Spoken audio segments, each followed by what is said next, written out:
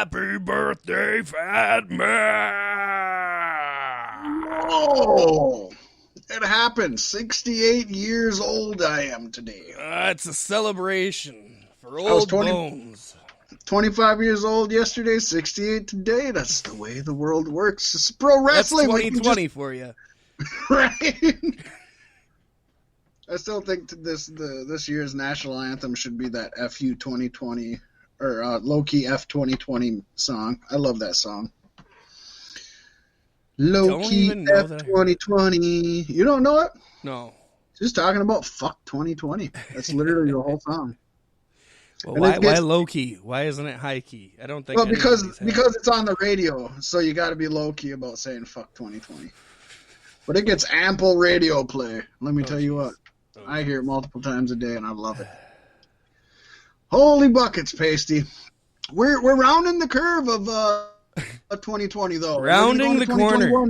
Thinking that it's going to be all roses and daisies, as Katy Perry would say, but it's not going to be daisies because it's going to be the same shit we have now. No different.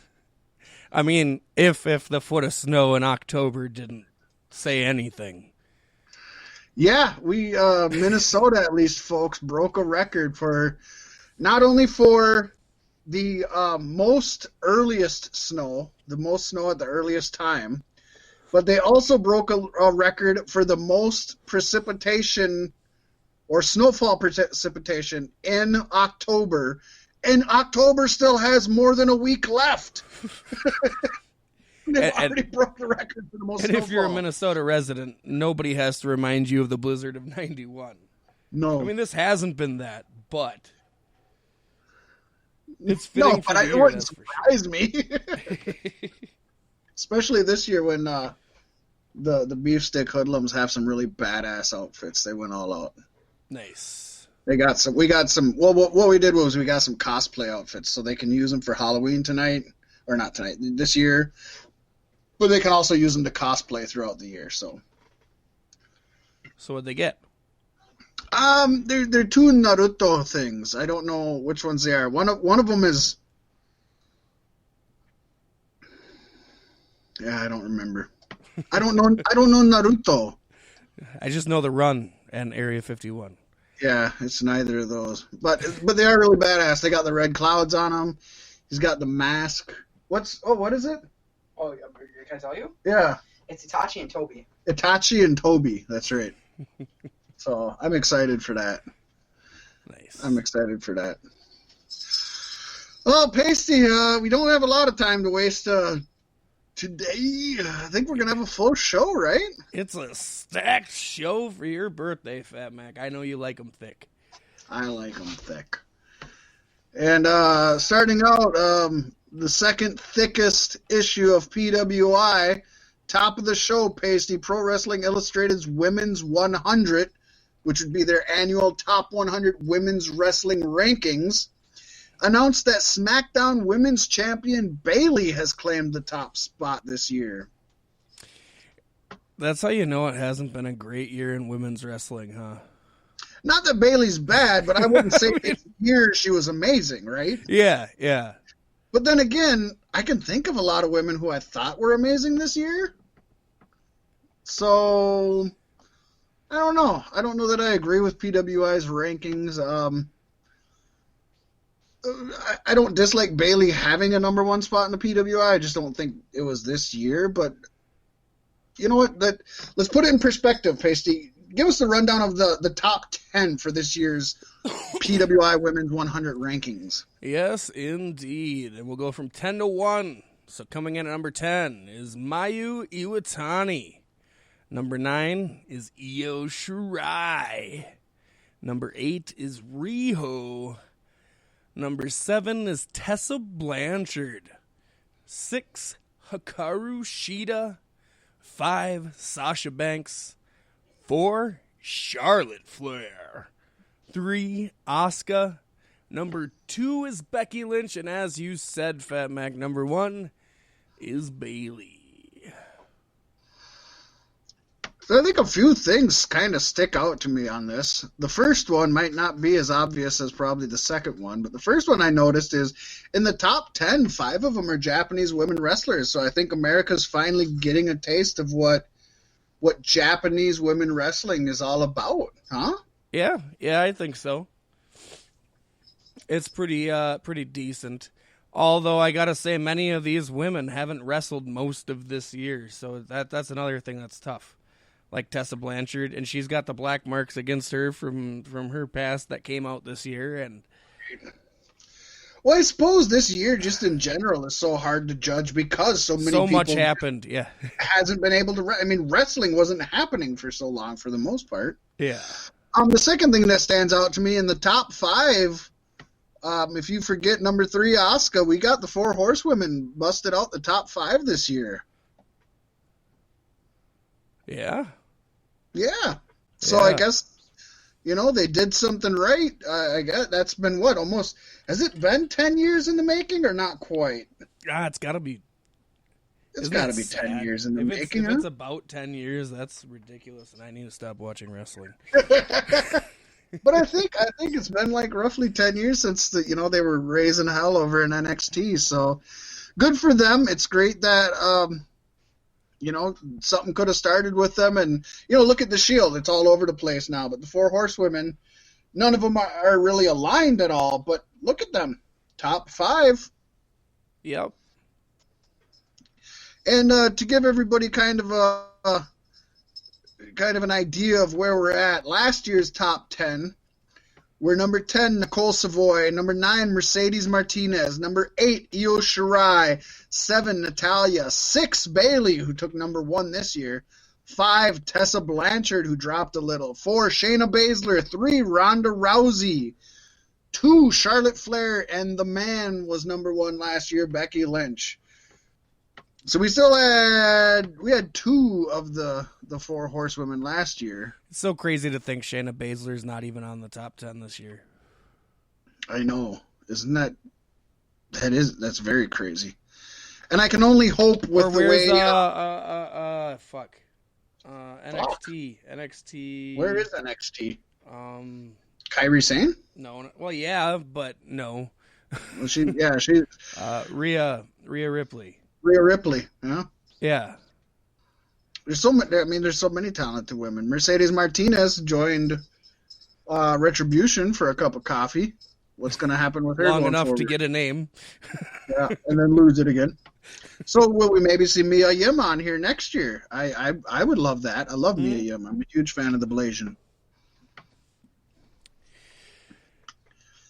Yeah, it's good. I would recommend go out and pick it up. Either you don't have to pick up the physical copy. You can always go and subscribe to their electronic magazine, or just get one issue, or if you're like me, I like the paper copies. I sit and read them. I've been a subscriber of theirs since I was, I think, 12 years old. Nice. So I still do it. But somebody did something really crazy, Paystee, on This Week in Pro Wrestling History. Do you feel like letting us know what happened?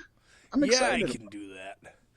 On October the 23rd, WWF Raw's War from Brandon, Manitoba, Canada in 1995. Alundra Blaze defeated Bertha Faye to win the WWF Women's Championship. 2 months later, she appeared on Nitro and dumped the WWF Women's title belt in a trash can, making her the company's last champion until 1998. Also featured on the show, Owen Hart with Jim Cornette won an Intercontinental Championship #1 contenders battle royal, outlasting the likes of Aldo Montoya, Bam Bam Bigelow, Harry Borowitz, You almost did it twice. That's awesome. Barry Horowitz, Bob Holly, Duke the Dumpster Droese,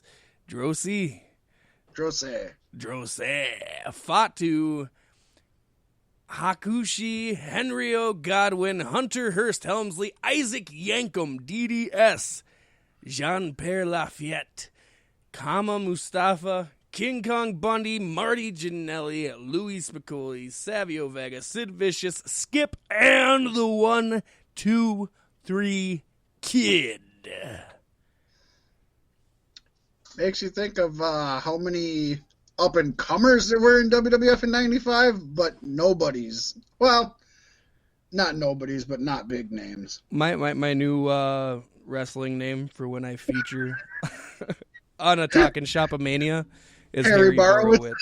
I love it.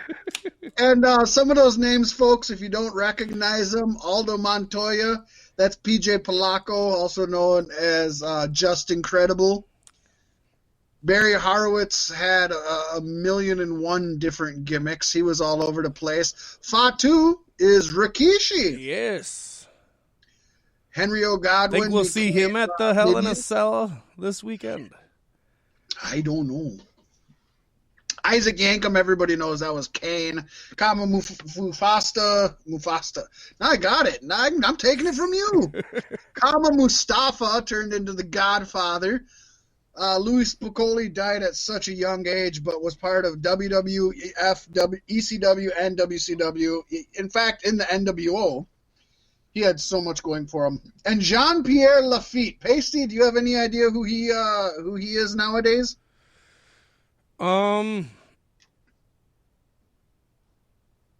I'll tell you this: he's a cyborg with one eye.